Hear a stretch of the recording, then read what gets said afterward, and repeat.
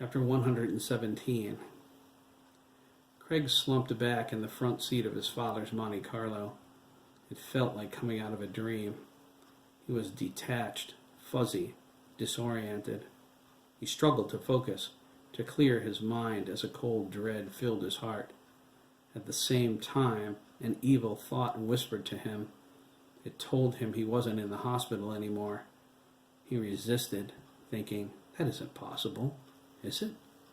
The car came to an abrupt halt, the brakes grinding in outrage.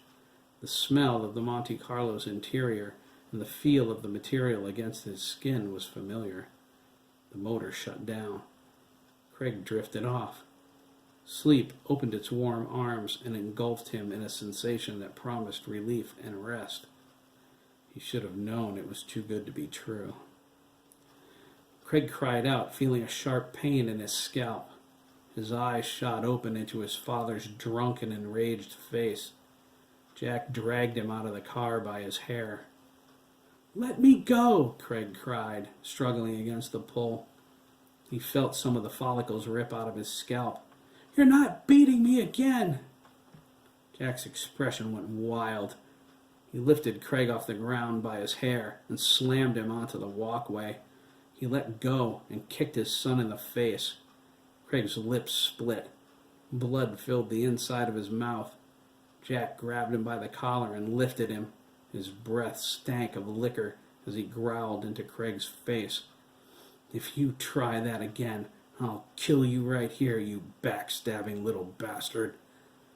"You won't," Craig struggled, his head lolling backward. Blood flowed out of the corner of his mouth. "Beat me any more. You won't." Jack threw him to the ground again. "Don't talk to me like that," he raged, kicking Craig several times. "You hear me?" The world spun. Craig's consciousness waned as he lay on the walk. He couldn't move. He couldn't stop his father as he was dragged by his foot up the stairs. He reached out with his thoughts, broken and crying, hoping that by some miracle Jeremy was still with him. The last thing Craig heard before his head hit the top step and everything went black was the sound of his father kicking in the front door.